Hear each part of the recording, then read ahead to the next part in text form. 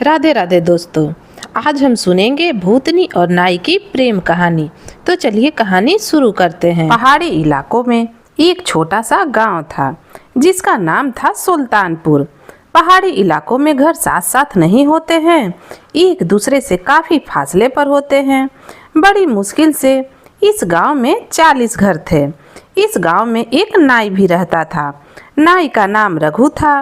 वह नेक और शरीफ, भगवान पर भरोसा करने वाला आदमी था और उसकी शरीफी के कारण लोग उसे बड़ा आदर और सम्मान देते थे। भगवान ने उसे 5 बच्चों से नवाजा था। उसकी बीवी भी बड़ी ही समझदार और सलीकेदार औरत थी। नाई की अभी जवानी पूरी भी नहीं गुजरी कि उसे एक गहरा झटका लग गया। उसकी जिंदगी का साथी उसका साथ छोड़ गया। सर्दियों के दिन थे। बेचारी को निमोनिया ने घेर लिया। गांव के वैद्य को दिखाया मगर कोई फायदा नहीं हुआ। नाई की बीवी गुजर गई। नाई की तो दुनिया ही उजड़ गई। बच्चे ज्यादा बड़े भी नहीं थे। 3 बेटे और 2 बेटियों में सबसे बड़ी बेटी 12 साल की थी। नाई अब घर के काम भी करता और बाहर भी रोजी रोटी कमाने जाता। गांव के लोगों ने उसे एक सलाह दी कि वह दूसरी शादी कर ले, मगर नाई ने साफ इनकार कर दिया। नाई बहुत ही हाथ पांव मारता मगर इतना ही कमा पाता कि उसे बस 2 वक्त की रोटी मिल सके। गांव वालों ने कुछ मदद तो की मगर कब तक? खुद की मेहनत किए बगैर कुछ भी हासिल नहीं हो सकता। नाई ने सोचा इस गांव में तो थोड़े ही घर हैं, हर रोज कोई बाल या दाढ़ी करवाने भी नहीं आता। क्यों ना दूसरे गांव में किस्मत आजमाई जाए। अब दूसरा गांव पहाड़ी के नीचे था जो नाई के गांव से 6 मील के फासले पर था। उस समय दूसरे गांव जाने के लिए बैलगाड़ियों का इस्तेमाल होता था मगर तब तक उस गांव में किसी के पास भी बैलगाड़ी नहीं थी। वैसे भी पहाड़ी इलाका था।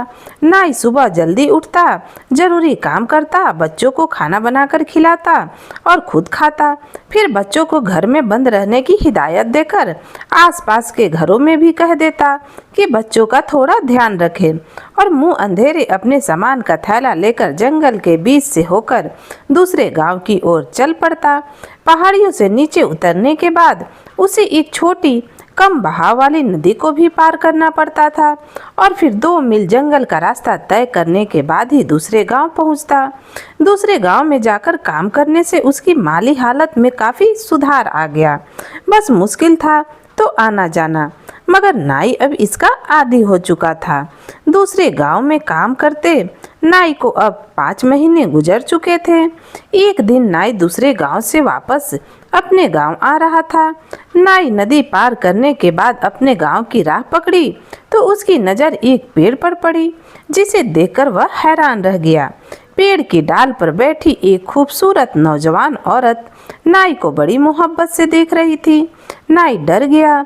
वह जल्दी जल्दी आगे बढ़ने लगा तो पीछे से बड़ी ही संजीदगी भरी आवाज आई, रघु रुक जाओ। नाई ना चाहते हुए भी रुक गया। औरत फुर्ती से नीचे कूदकर उतरी और नाई के पास जा पहुंची। नाई बोला, कौन हो तुम और क्या चाहती हो? वह औरत बोली, मेरा नाम शिवाई है और मैं फूल नगर में रहती हूँ। नाई अपने जहन पर जोर देकर सोचने लगा कि फूल नगर का नाम तो गांव के आसपास है ही नहीं। यहाँ के आसपास के गांव को तो मैं अच्छी भली जानता हूँ। वह औरत मुस्कुराकर बोली, गांव तो यही है, बस तुम्हें पता नहीं है। नाई बोला, तो मैं क्या करूँ? औरत बोली, रघु मैं तुम्हें हर रोज यहाँ से जाते देखती हूँ। आज बात करने को दिल चाहा तो चली आई। नाई बोला, घर में मेरे बच्चे मेरी राह देख रहे हैं, मुझे जल्दी जाना है, मेरे पास अब बात करने का समय नहीं है। नाई इतना कहकर आगे बढ़ने लगा और फिर वह घर पहुंच गया और खाना बनाकर बच्चों को खिला पिलाकर सो गया। उसने इस औरत वाली घटना के बारे में ज्यादा न सोचा। अगले 2-3 दिन तक नाई को वह औरत नहीं मिली।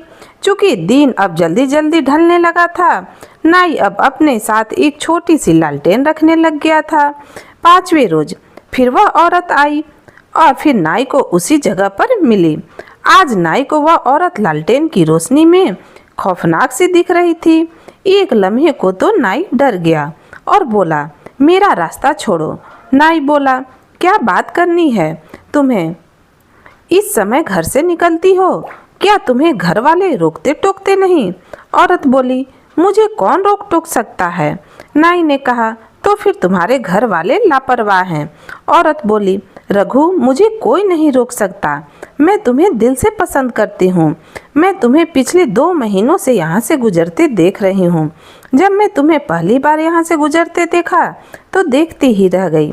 नाई ने कहा, मेरे 5 बच्चे हैं। मेरे पास इन बातों के लिए बिल्कुल भी समय नहीं है। औरत बोली, रघु, तुम कुछ न कहो, मैं तुम्हारे बारे में सब जानती हूँ। क्या तुम मुझसे विवाह करोगे? उसकी इस बात पर नाई हक्का बक्का रह गया। नाई बोला, मैं तुम्हें जानता तक नहीं। विवाह की बात तो दूर की है। मेरे बच्चों का पेट मुश्किल से मैं पाल पाता हूँ। शादी का बोझ उठाना अब मेरे बस में नहीं। औरत बोली, रघु, अगर तुम मुझसे विवाह कर लोगे तो तुम्हारे घर की हालत अच्छे से सुधर सकती है। नाई ने कहा, अरे वाह, तुम्हारे पास क्या अलादीन का चिराग है? औरत बोली, सोच लेना रघु, मैं तुम्हें यहीं मिलूंगी। इतना कहकर औरत पेड़ों के झाड़ों में गायब हो गई। नाई भी बड़बड़ाता हुआ अपनी राह पकड़ लिया।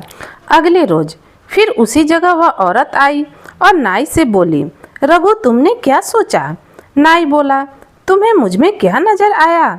तुम्हें पता है कि मेरे 5 बच्चे हैं। तुम्हारे घर वाले भी राजी नहीं होंगे। औरत बोली, तुम सब छोड़ो, बस यह बताओ कि विवाह करोगे या नहीं। नाई ने जवाब दिया, नहीं। औरत ने कहा, सोच लो रघु, तुम्हारे पास अब भी समय है।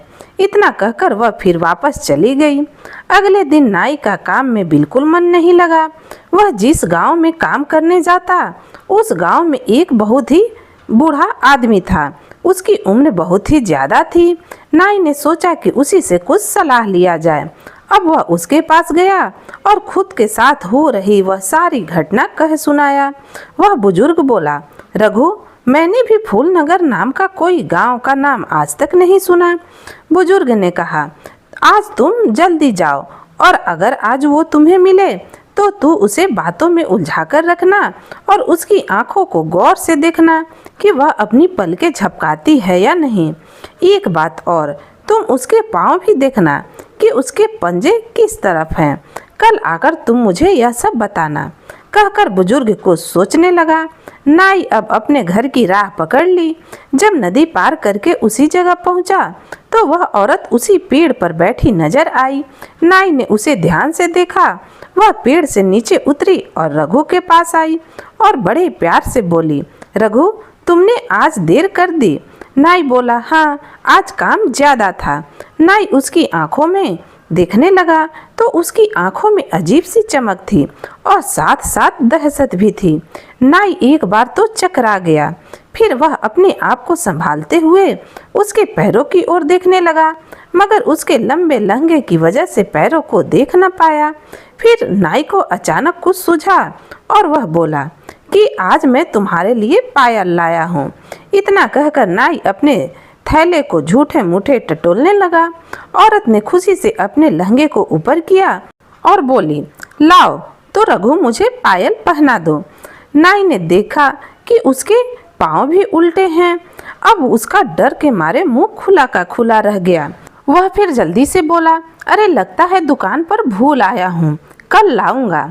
औरत ने खुशी से कहा, ठीक है, कल जरूर लेकर आना, मैं तुम्हारा इंतजार करूंगी। इतना कहकर औरत पेड़ों के झाड़ियों में चली गई। नाई जल्दी जल्दी अपने घर पहुंचा और सब काम निपटाए। फिर चारपाई पर लेटा तो सारी रात नींद नहीं आई।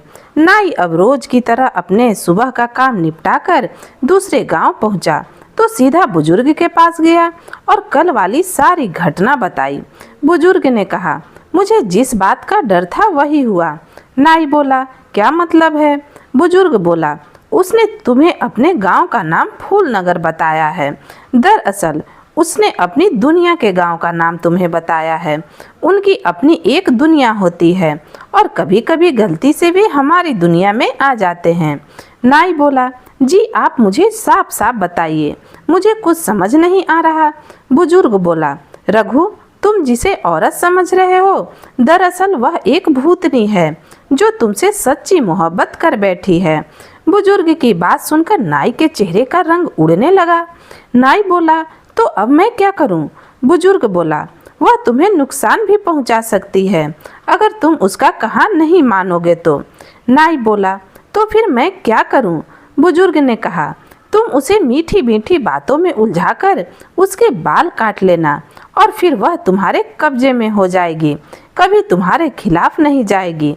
मगर याद रखना, कटे हुए बाल उसके हाथ नहीं लगने चाहिए। ऐसी जगह बालों को छुपा देना जहां उसे वह ढूंढ ना सके। नाई ने कहा, मैं उसे गुलाम नहीं बनाना चाहता, बल्कि अपनी जान छुड़ाना चाहता हूँ। बुजुर्ग बोला, उससे छुटकारा पाना इतना आसान नहीं। तुम उससे मोहब्बत की बातें करो। जब वह तुम्हारे काबू में आ जाएगी तो अपने बारे में सच सच बता देगी।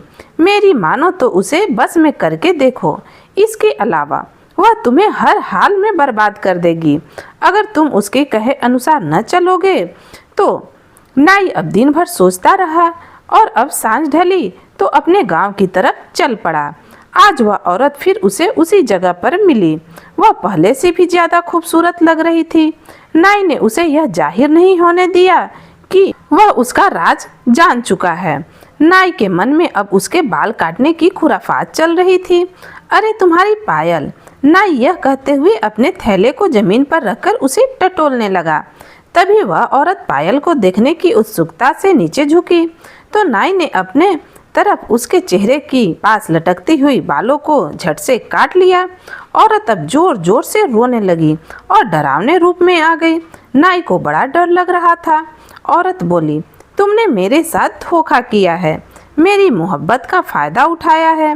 वैसे भी मैं तुम्हारी गुलाम थी, मगर तुमने मेरे बाल काटकर अच्छा नहीं किया। नाई बोला, अच्छा तो पहले तुम अपने उसी रूप में आओ और अपने बारे में सब बताओ। औरत अपने खूबसूरत रूप में आई और कहने लगी कि मेरा नाम समायरा है, हमारी बस्ती फूलनगर है। एक दिन मैं घूमती हुई इधर आ निकली। जब मैं तुम्हें शाम को यहाँ से गुजरते देखी तो तुम पर फिदा हो गई। अब तो मैं तुम्हारी गुलाम हूँ, बताओ तुम्हारे लिए क्या कर सकती हूँ। नाई ने कहा, अब मुझे तुमसे कोई खतरा नहीं, मैं तुम्हें अपने घर ले जा सकता हूँ, मगर मेरे बच्चों के सामने अपनी असली रूप में कभी भी आना मत। कभी मेरे बच्चे तुम्हारे उल्टे पांव देखने न पाए और गांव वाले भी तुम्हारे राज का पता न चल पाए, वरना तुम जानती हो कि तुम मेरे काबू में हो। औरत बोली, हाँ मैं जानती हूँ, अगर तुम मेरे बाल ना भी काटते तो भी मैं तुम्हारा हर कहना पूरा करती। मुझे तुम्हारी हर बात मंजूर है, मैं तुम्हारे साथ चलने में खुश हूँ। नाई ने कहा, मेरा तुम्हारा कोई रिश्ता नहीं, मेरे बारे में कोई गलत ख्याल भी मत लाना। औरत ने कहा, जो हुक्म। नाई बोला, चलो मेरे साथ। वह नाई के साथ साथ चलने लगी। घर पहुंची तो उसकी बेटी ने पूछा, बापू यह कौन है? नाई ने कहा, बेटा यह तुम्हारी नई माँ है। बच्चे घर में पाकर माँ को बड़े खुश हुए। नाई खाना बनाने लगा तो औरत बोली, आज से तुम खाना बनाने के झंझट से आज़ाद हो गए, घर के काम की सारी जिम्मेदारी मेरी है। सच में नाई की दुनिया ही बदल गई, सब काम घर के अपने आप होने लगे। नाई ने अपने बच्चों को सख्ती से कहा कि माँ के बारे में बाहर किसी को नहीं बताना।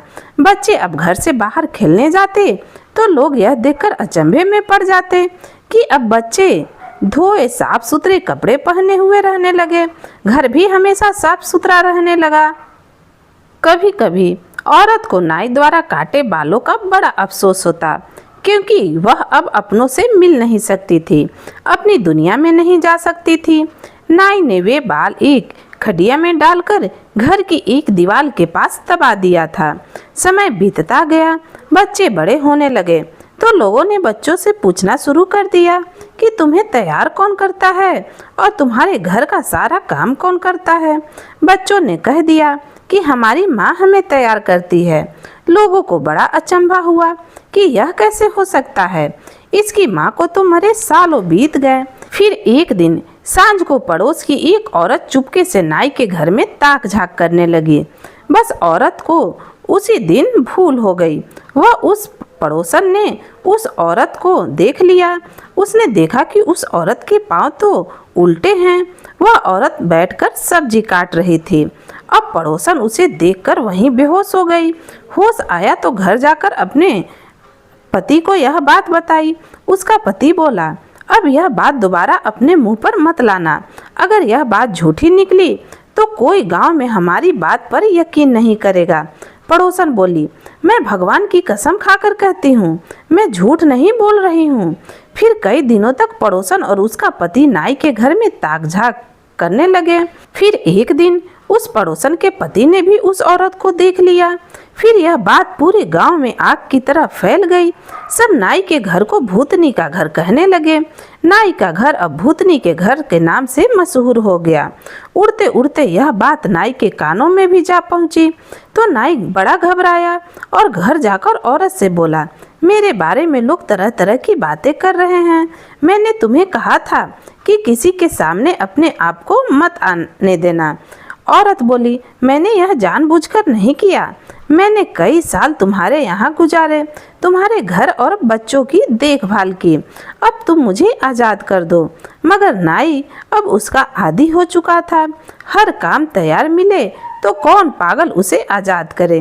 नाई ने इनकार कर दिया। कुछ दिनों बाद नाई का सबसे छोटा लड़का उसी दीवार के पास जहाँ नाई ने औरत के बाल छिपाए थे, खेल खेल में वहां से मिट्टी खोदने लगा। मिट्टी खोदते खोदते बहुत देर हो गई तो फिर औरत उस लड़के के पास जाकर उसे कुछ खाने के लिए देने लगी। तभी उस औरत की नज़र उस हंडिया पर पड़ी। लड़का भी बोला, देखो माँ, इस हंडिया में क्या है? मैं कब से इसे बाहर निकालने की कोशिश कर रहा हूँ। औरत ने हंडिया को बाहर निकाला तो अपने कटे बाल पाए तो फौरन उसने उसे चूल्हे में डालकर जला दिया। अब वह औरत नाई की कैद से आज़ाद थी। नाई अब शाम को घर आया तो औरत बोली, रघु, मुझे अब यहाँ से जाना होगा। मुझे अपनों की याद आ रही है और तुम्हारे बच्चे भी अब बड़े हो गए हैं। यदि मैं तुम्हारी गुलाम रही और इसी दौरान अगर तुम इस दुनिया से चले गए तो मैं यहीं इसी घर में कैद होकर रह जाऊंगी। नाई बोला, हरगिज नहीं। औरत बोली, मैं तो तुम्हारा मन ले रही थी। मैं तो आज़ाद हूँ। तुम उन बालों की हिफाजत नहीं कर सके, लेकिन मैं जाने से पहले तुम्हारे लिए उस हंडिया में कुछ छोड़कर जा रही हूँ, क्योंकि मैंने तुमसे सच्ची मोहब्बत की थी। मैं तुम्हें इतना कुछ देकर जाऊंगी कि तुम्हारी जिंदगी आराम से कटेगी। इतना कहकर औरत गायब हो गई। नाई उसे आवाज़ देता रह गया, लेकिन वह वापस लौट कर नहीं आई।